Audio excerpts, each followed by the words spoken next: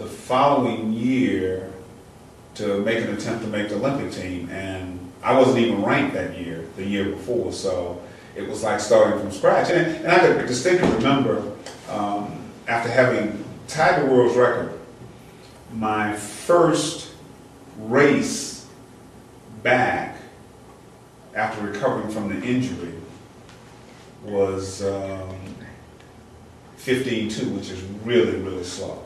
I mean, extremely slow. And so that was the challenge. I had to work my way through that. And it was more of a psychological issue than it was anything else.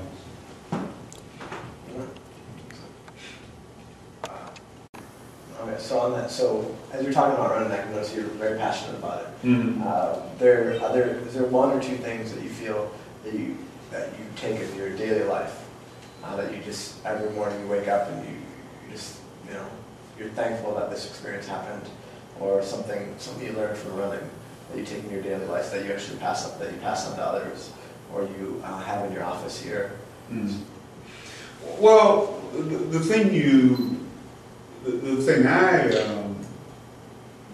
kind of tap into is the desire to be the best and what it takes to be the best. Clearly it takes hard work, dedication, and commitment. And so those are the things that drive me on a daily basis, be it being the best vice president, being whatever it is, you really want to be your very best. And so that's one of the real things that drives me to become the best. And the willingness to do what it takes to become the best. And looking at some of these successes you've reached areas, like most importantly, you've gotten the Olympics, you've done these things at pinnacles. And what about just someone who's an undergraduate student who they're not at the PhD level, they're just they're at this intermediate level? How would you suggest, or what would you recommend to them? Their thoughts.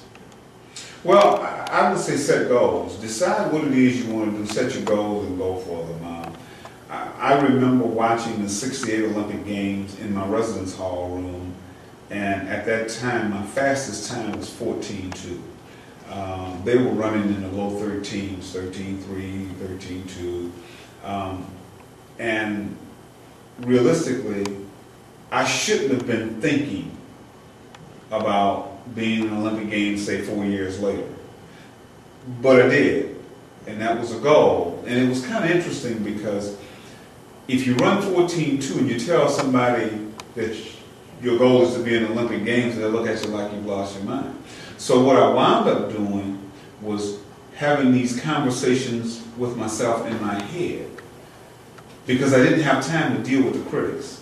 I didn't even want to be bothered with that. I didn't have time for that. I had to be focused, and so I didn't want to have the haters, as they would say today, trying to tell me, "Oh, you've only run 14.2. You have no business to even think about that." I didn't even want to be involved in that, but I kept it in my head, and that was my goal. And fortunately enough, I was able to get there and make it happen.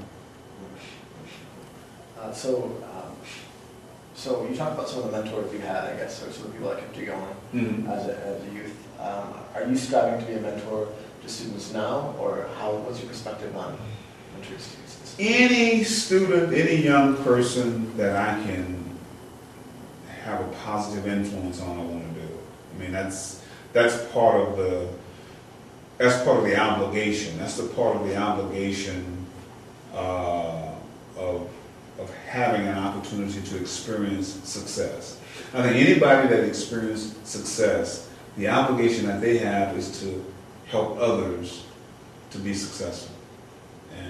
And absolutely, I will mentor, help, work with, assist any student at all possible to be successful. Sure. When you mentioned your goals, when did you start seeing yourself at Iowa State University, or seeing your goal of being in the position you have right now as a Vice President of Student Affairs? Well,